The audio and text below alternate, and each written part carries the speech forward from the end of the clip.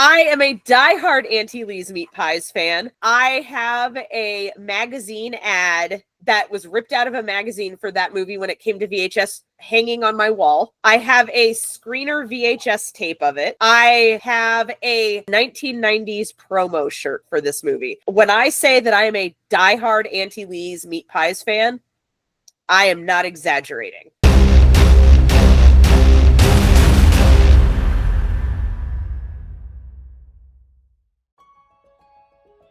I am Sarah Stubbs. I am the editor-in-chief of Sarah Stubbs Says. I am a co-host on Final Girls Feast. I also run the 100 Horror Movies in 92 Days Challenge, the Horror Movies for the Holidays Challenge, and Murder Mystery Mayhem Challenge. That's just a little bit about me.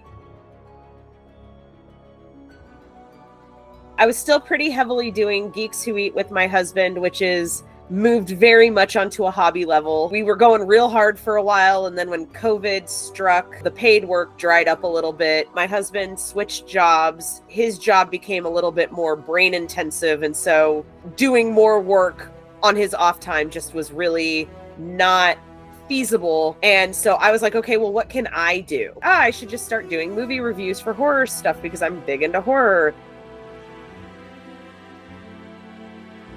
I am most proud of my Gastro Horror guide. If I'm going to be honest, it is a completely self-serving post. It's all my research for my Gastro Horror stuff.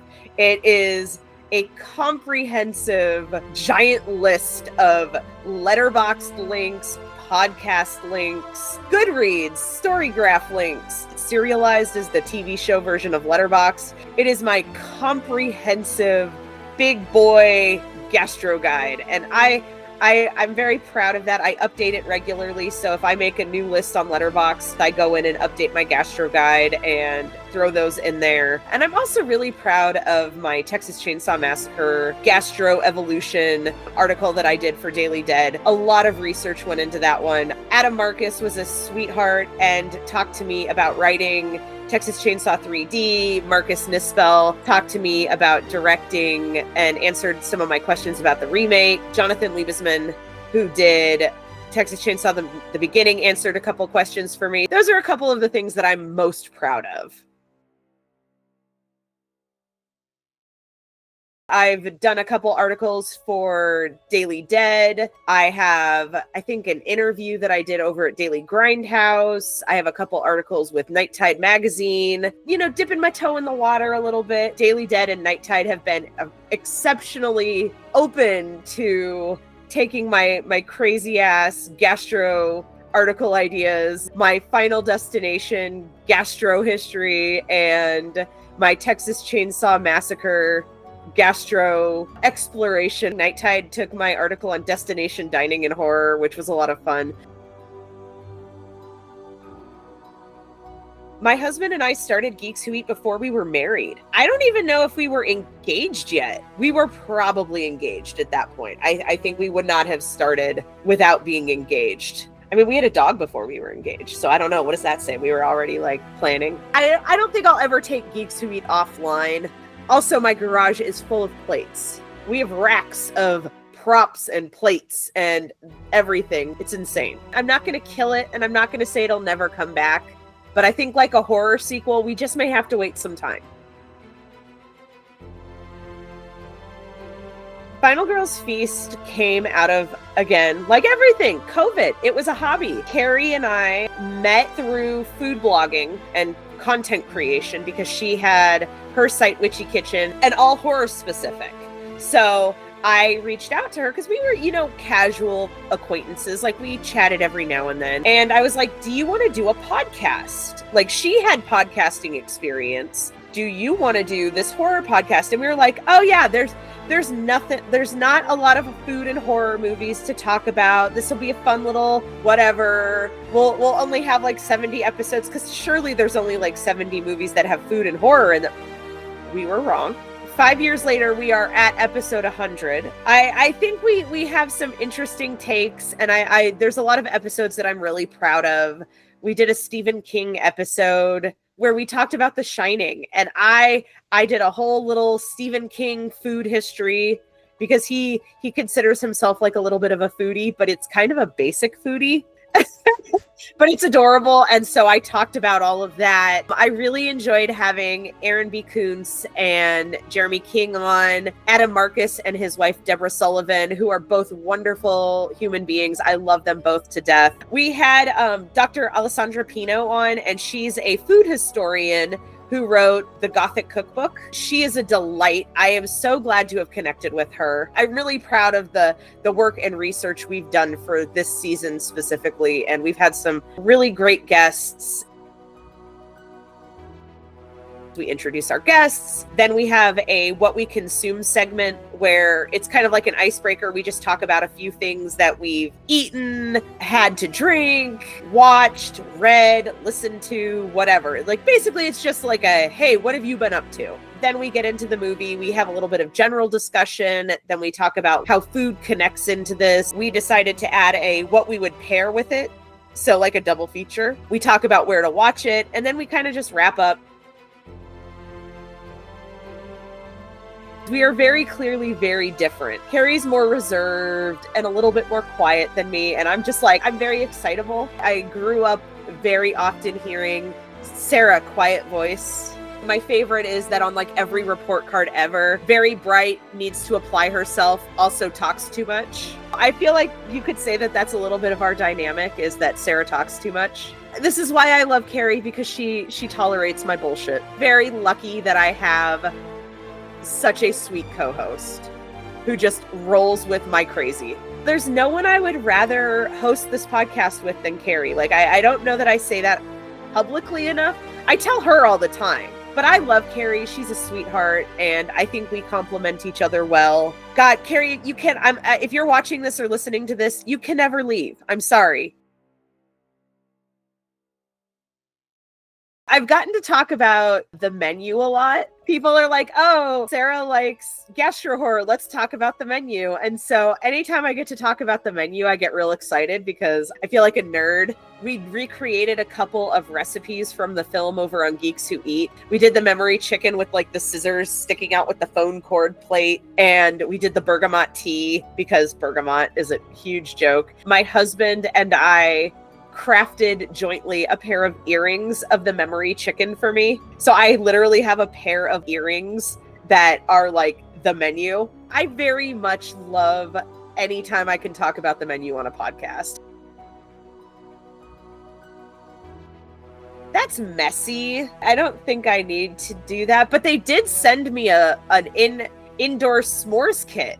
So we did actually make s'mores.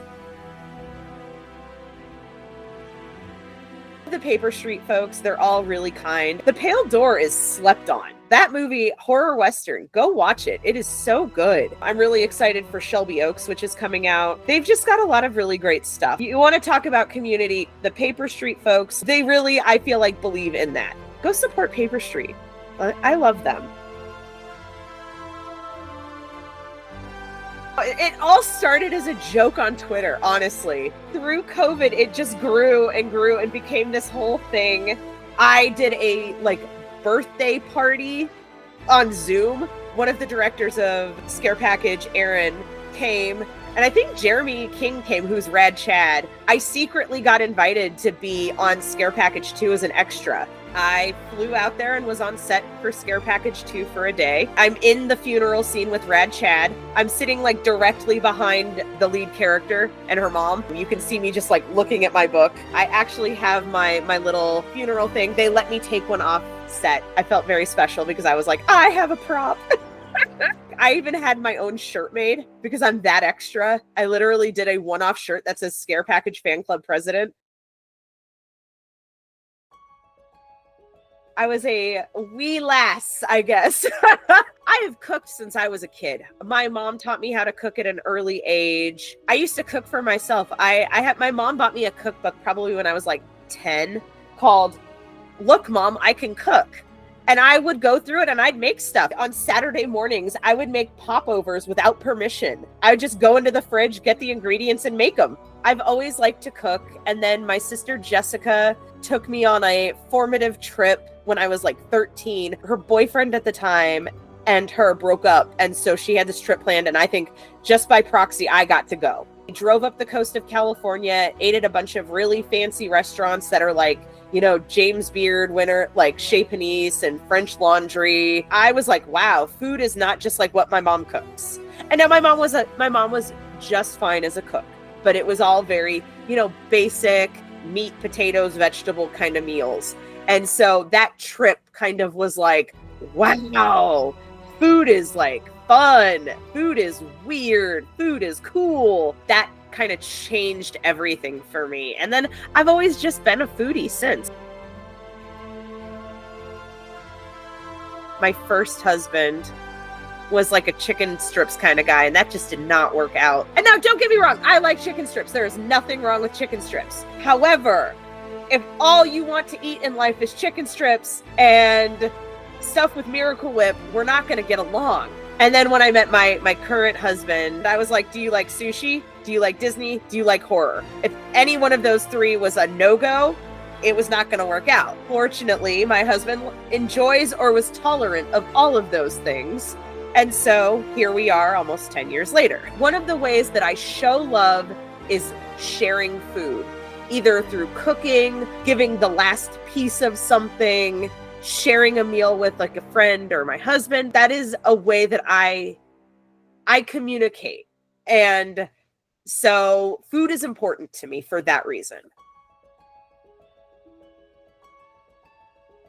Okay, so Gastro Horror is the result of a book that I got asked to contribute a chapter to by Rebecca McKendry and Elise Wax. They were the editors. It's a book called Creepy Bitches, and it was women in the horror community writing about horror. It was essays about horror. And she was like, you should write about food and horror. And so I was like, this is a topic I've not really thought of. It turned into this chapter that just furthered it. And then I started buying more movies, and then I started the podcast with Carrie. It has just turned into an uncontrolled beast of a hyperfixation that never seems to go away. My poor husband, he lovingly allows me to have the Gastro Horror archive, which is basically any piece of physical media that I can find that talks about anything Gastro Horror. I pretty much buy at this point. These two shelves right here, this is all Gastro Horror, but it's not my boutique distributors, because those, I'm crazy, and Arrow has its own shelves, Severin has its own bookcase, Shout Factory has its own, Vinegar Syndrome has its own. So like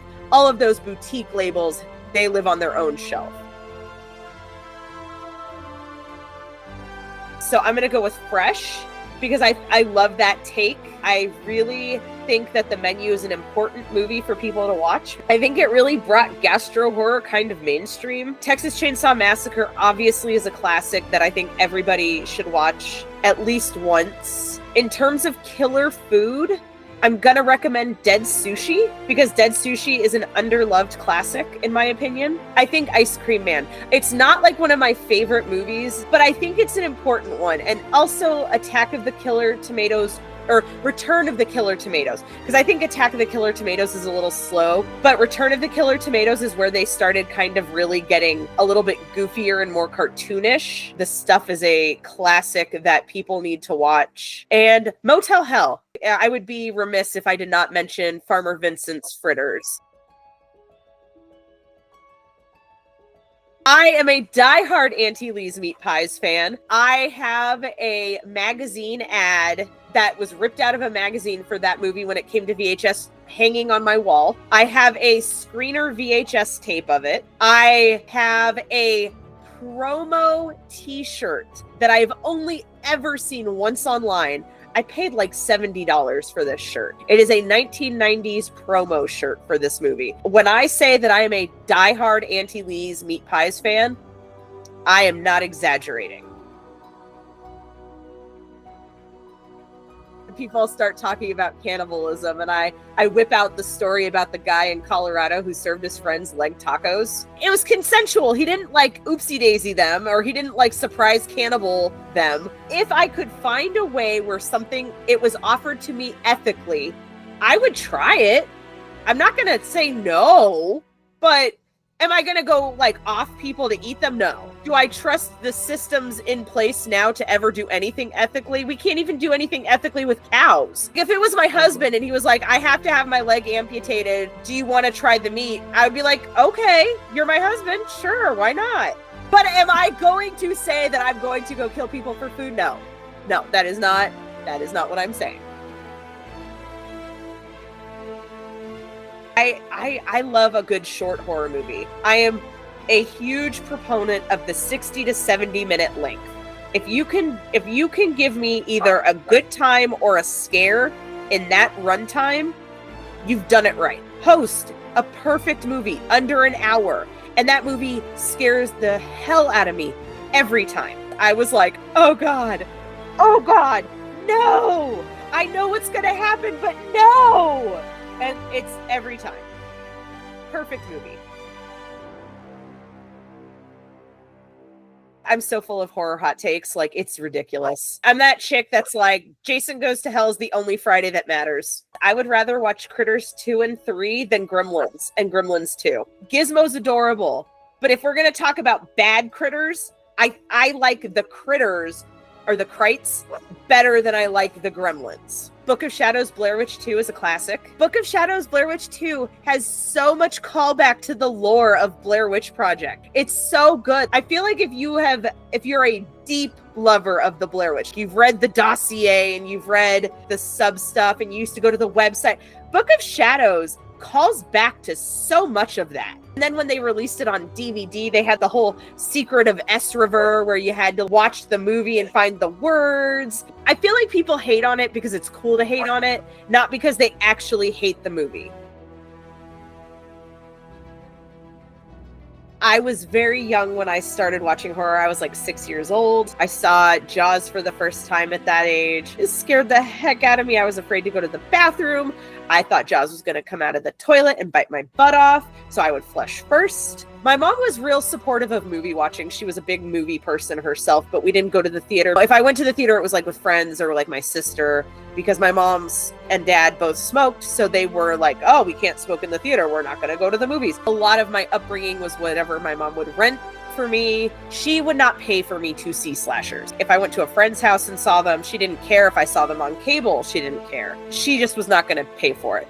So because of that, I had like a steady diet of Universal horror, Hitchcock, Jaws, creature feature type stuff. I remember the first probably slasher movie I saw in the theater was Halloween H2O. That Halloween movie has a soft spot in my heart, and I know that objectively it is not the best Halloween movie, but I like it because of that. The first fandom I ever got real excited about was Blair Witch Project. I had the journal, I had the dossier. When I was like 10, my sister got me a book for Christmas called The Very Scary Almanac, a book about different scary topics like cannibals and spontaneous human combustion, but it was made for kids. This book was by Scholastic, I think. And then when I went to college, I had a job that I could buy my own movies. We had a movies and music store on campus called Hoodlums. I would buy a lot of movies there. In my early 20s, my rule of thumb kind of was anything under $5, buy it. So I saw a lot of weird stuff because of that. I really think The Horror at Party Beach is one of those movies for me. It's so dumb. That movie's so dumb, but I still like it. And I still kind of like, it's kind of charming. The Undertaker and His Pals, objectively not a good movie, but I'm going to tell you to go watch it. It's silly. And I think there's a place for it. I hope more people take chances on movies that they think they won't like anyway. I am not a Trauma fan. I went and saw The Toxic Avenger, the new one. It is going to be one of my favorite movies this year. Hands down. I am so glad that I was like, you know what? Even though I don't like Trauma, let's go see what the fuss is about. Because now I have a new favorite movie this year. Take chances. That's the best thing I can say with horror movies. Take the chance. Like everything else in my life started during COVID. I didn't want to watch the same old horror movies that I always watched. When this challenge started, it was me and one other person. who lives here and also was on Twitter, and I was just posting my little hashtag and posting my little movies and doing my thing. And then the next year I was like, hey, who wants to do this with me? Letterboxd, hey, what's going on? Fangoria put it in one of their terror type newsletters. Brett, who was at the time running the Horrorville, reached out to me, and so it really got pushed on Letterboxd. It grew. Every year I think it grows a little bit more, and it grows, and we're in our 6th year. This is the 6th year. It's been really great because I've made good friends off of it. The Discord server stays active all year. And so I have really tried to build a community about this. A college professor actually included my challenge in a chapter of a book he was a part of in terms of community building, because he teaches about community building and digital pedagogy, I think was the phrase, which I think is super cool. I'm in a college text for a horror movie challenge. Cool. And I do hear a lot of stories about people who have met other people and started writing about film or discovering new favorites, and it just makes me really happy. I think horror absolutely can help people. There are so many people who I've met who have written articles about how horror got them out of dark places and helped them cope with things that have happened to them or things they've experienced. A good friend of mine went through a divorce because of the challenge, met a lot of people who helped him through that time. Between being able to watch a horror movie and find it cathartic, and also the community that you meet around horror, I absolutely believe that horror helps people. I've also watched the horror community rally around people and fundraise and do all of that, and that would not be possible without horror. I actually met my husband online. What saved our first date, I tell this story all the time, what saved our first date was a mutual love of found footage horror. Without horror, I would not be in love with the man I'm in love with. So horror is very important to me, and horror means the world to me. I will always say it's better to shoot your shot and not get it than to not take the chance and miss out anyway. The people I have Joe Lynch on my podcast, and people are like, how'd you get Joe Lynch? I asked people, and I got someone who connected me to him, and he accepted. But if I had never asked, it never would have happened. I just had Nick Stahl. I'm not connected to Nick Stahl, but the director of the film was, and he made it happen. If you champion the things you love and you come off as being authentic about it, you will get a lot farther. The worst anyone is ever going to tell you is no. The best that can happen is you get a guest who is a bucket list guest. And I've had a couple of them, but you get to do fun stuff. And I think that's what the point is. I will probably never make a dime off of any project I ever do. And I'm okay with that. I love horror. I love talking about horror. I love meeting people. And that's what's important to me.